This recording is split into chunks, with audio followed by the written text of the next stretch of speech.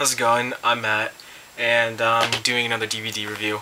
But we just got finished filming this movie called Bloody Cheeseburger or Bloody Burger, and we just posted it on YouTube, and it's very interesting.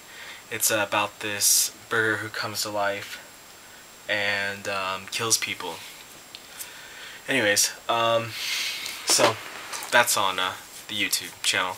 Anyways, I'm going to do a quick DVD review right now. The first movie that I'm going to do, it's called A Lizard in a Woman's Skin, and this is a Luci Fucci film, and this actually is my favorite film by him. It's such a fucking rad movie. This lady, she's like kind of fucking crazy, and her next door neighbor gets killed, and she like has this dream that's like, it's almost like she's on drugs, and she witnesses the actual murder. And the things that she had witnessed are actually really similar to what actually happened. So the psychiatrist is like trying to help her figure out like what's wrong with her, whether she has like telepathy or she's schizophrenic or she's kind of losing her mind. And she like goes to this hospital and all these strange things start happening. But you find out in the end that really nothing that you think is happening is really happening. And I don't mean that like in a like supernatural way. I mean that just in the sense that like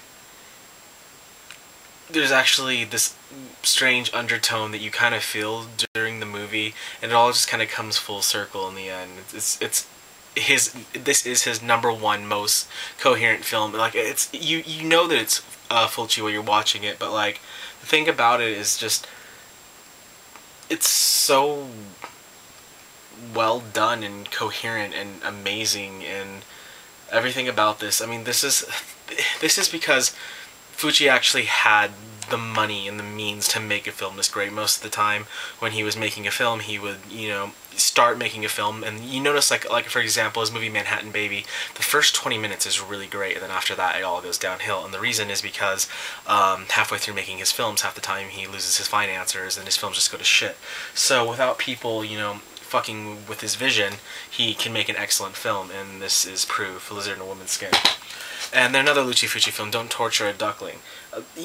This movie, it's another giallo, but the thing about it, like, that separates it from all other giallos is the ending to this movie. I mean, this is extremely perverse and stuff, and there's this young boy who's going to lose his cherry to a prostitute in the beginning. It's really interesting, and they like live in this small like village, and everyone's like really superstitious, and these little kids start dying and stuff, so they're trying to like figure out who the killer is, and the ending is it's too brilliant.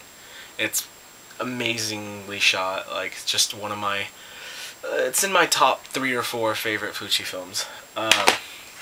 Sean Spankmeyer directed Alice. Now the first time I saw this, it kind of tripped me out, and I was like, wow, this is a really psychedelic, just cool, trippy adaptation of Alice in Wonderland that I had never seen before. But I've watched it again a couple of times, and I still think it's an excellent movie. But I don't. It's not my favorite film that he's done. But it's really interesting if you haven't seen it before. It's not necessarily like extremely dark. It's just extremely bizarre and extremely surreal. It's really good though. You should check it out. Another Luci Fucci film. This is called The Beyond, and this seems to be most Fucci fans' like favorite film by him. And this is one of my least favorite films. I do know that it's one of my favorite Fucci films. It's just one of my least favorite Fucci films. It's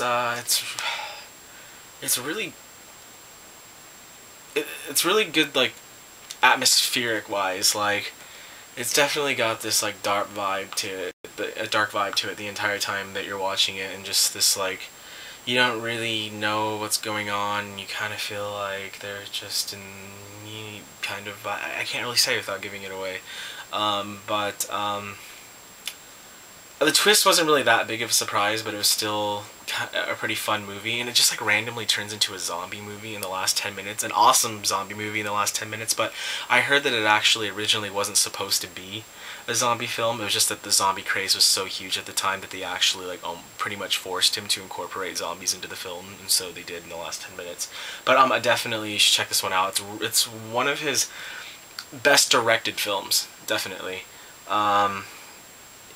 In that sense, I would say probably in his top two, three films, if not his greatest. You know, I personally like A Lizard and Woman's Skin the best, but story-wise and stuff, I wasn't that impressed, but I really do like that movie a lot. And Suave, who did Del Morte Del Amor, The Church. I'm not a fan of The Church, but I love Stage Fright. It's known as Bloody Bird. But in the States it's known as Stage Fright, and it's basically your standard slasher film, only very well directed and extremely underrated. It takes place in this theater. It's all these struggling actors, and they, you know, they finally get a job, you know, in this play that they're doing, and then they all get locked in. There's this killer on the loose, and they can't get out of the theater, and this guy's walking around with an owl mask on and an axe, and he's you can see a picture of him right there, and he's really extremely creepy, and he goes around killing people. It's like the Italian version of Halloween, only I don't know if I should say this, but I like this better than I like Halloween. I do. I like it better than I like Halloween. Well, anyways, so there's a couple of other things that we're going to be doing pretty soon. We're going to do this movie that I talked about before with the swords, and it's going to be called Swords. And also going to be doing, possibly be doing this movie called Emo World. It's just going to be a short film about these emo kids. I'm still not 100% positive if I'm going to do that, but I wrote a short screenplay for it. So, possibly, maybe, if I'm alive in the next 2 months, then I'll make it. Well, anyways, well, I guess that's it.